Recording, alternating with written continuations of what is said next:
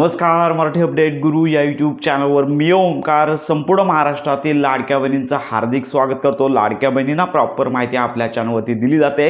आता सर्वच लाडक्या बहिणींना जून महिन्याचा जो हप्ता आहे तो आम्हाला आमच्या बँक खात्यामध्ये कधी मिळणार, तर या संदर्भातल्या आजच्या व्हिडिओमध्ये माहिती घेणार आहोत। आणि मोठ्या प्रमाणावरती ई-केवायसीचा जो प्रश्न आहे, साधारणतः ई-केवायसी कधी सुरू होईल, की ई-केवायसी सुरू होणार का किंवा नाही, या संदर्भात देखील आजच्या व्हिडिओमध्ये आपण अपडेट घेणार आहोत। तर संपूर्ण महाराष्ट्रामध्ये ज्या लाडक्या बहिणी पात्र आहेत अशा लाडक्या बहिणींच्या बँक खात्यामध्ये जो मे महिन्याचा 1500 रुपयांचा लाभ आहे तो मागील आठवड्यामध्ये जमा झाला। आता याच लाडक्या बहिणींना जो जून महिन्याचा लाभ आहे तो त्यांच्या आधार संलग्न बँक खात्यामध्ये जमा होणार आहे। तर आता राहिला प्रश्न, हा जो जून महिन्याचा हप्ता आहे जून महिन्यामध्ये जमा होणार नाहीये, तर या हप्त्याचं वितरण जुलै महिन्यामध्ये कुठल्याही तारखेला होऊ शकतं। तर साधारणतः पाहू शकता की 22 तारखेपासून 10 तारखेपर्यंत पावसाळी अधिवेशन चालणार आहे आणि याच्यामध्ये लाडक्या बहिणींचा हप्ते वितरणाचा प्रश्न देखील मार्गी लावला जाणार आहे। त्यामुळे साधारणतः या महिन्याच्या अखेरपर्यंत संपूर्ण महाराष्ट्रातील पात्र लाडक्या बहिणींना खुशखबर मिळणारा जो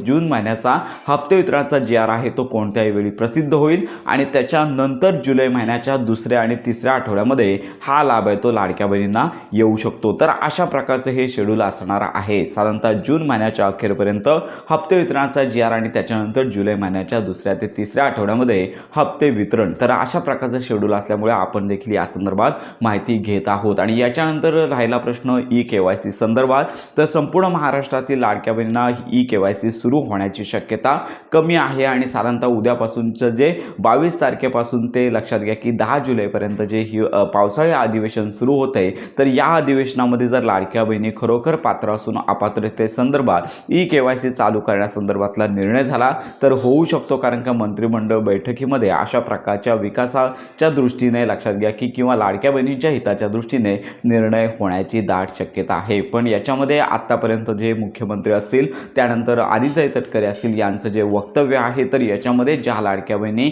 यापूर्वी ज्यांनी ई-केवायसी केले नाही आहे अशा लाडक्या बहिणींसाठी ई-केवायसीचा ऑप्शन उपलब्ध करून दिला जाणार नाही आहे। आणि ज्या लाडक्या बहिणींचे ई-केवायसी केलेली आहे आणि साधारणतः लक्षात घ्या की मार्च, एप्रिल त्यानंतर मे महिन्याचा ज्यांना हप्ता आले नाही आहे त्यांना तांत्रिक कारणांमुळे अपात्र करण्यात आलेलं आहे, तर अशा लाडक्या बहिणी खरोखर निकषांमध्ये बसत आहेत। उत्पन्नाची मर्यादा कमी आहे त्यांची, त्याचबरोबर घरामध्ये 4 चाकी वाहन नाही आहे, गव्हर्नमेंट सर्वंट नाही आहेत, मग अशा लाडक्या बहिणींना कागदपत्र पडताळणी आता काही दिवसांमध्ये सुरू होणार आहे। आणि त्याच्यानंतर लक्षात घ्या साधारणतः जुलै महिन्यामध्ये त्यांना जून महिन्याचा लाभ त्यांना मिळणार आहे। सोशल मीडियावरती अनेक ठिकाणी सांगितले जात आहे की 4500 रुपयांचा लाभ अशा लाडक्या बहिणींना मिळणार आहे। तर साधारणतः आपल्या माहितीनुसार त्यांना जून महिन्याचा जो लाभ आहे तो त्यांना मिळेल। आणि जर थकीत लाभ देण्यासंदर्भात शासनाचा निर्णय झाला तर या संदर्भात देखील आपण अपडेट देणार आहोत। तर अशा प्रकारची ही महत्त्वाची माहिती सर्वांपर्यंत नक्की शेअर करा। जुलै महिन्यात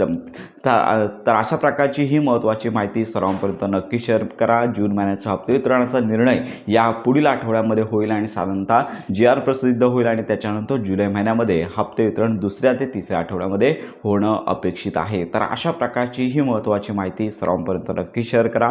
योजनासंदर्भात खात्रीशीर माहितीसाठी आपल्या मराठी अपडेट गुरु या यूट्यूब चॅनलच्या कनेक्टमध्ये राहा।